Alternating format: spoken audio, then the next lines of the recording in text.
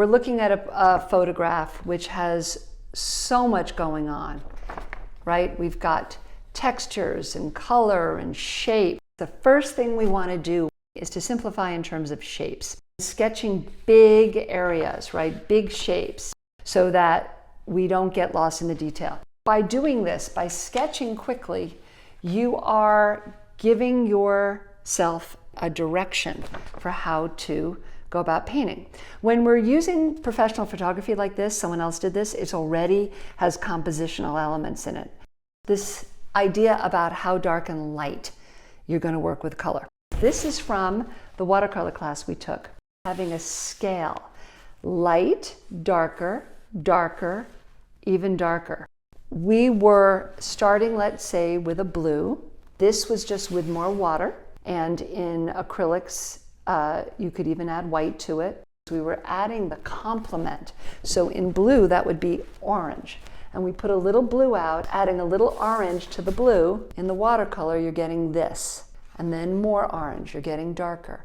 And even more orange, you're getting this. We tend to not love grays and browns and those kinds of muddier feeling paints, but they give depth and incredible color illumination to our paintings. This is almost looks like a maroon, which is this pink red, and then we used a green to darken it. In a painting, this color next to the green complement ends up being really quite bold and stunning.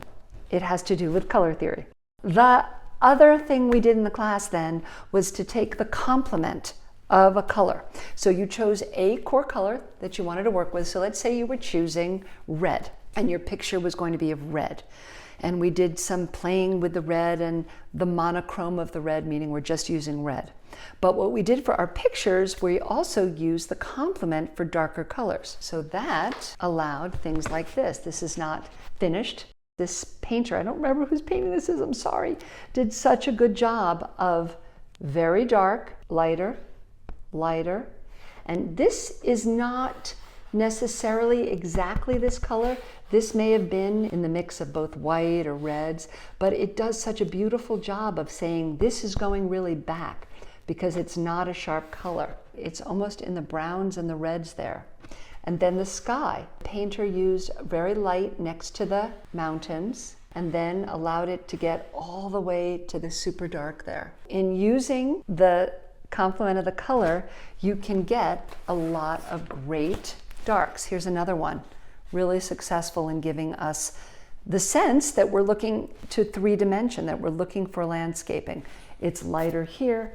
Here is the horizon line, gets darker here, and then back here it's getting really dark. When I am painting from a reference photo or from even outside, and I'm trying to think about what do I do first, we focus in on what are the big shapes, and we sketch those with our canvas or our paper.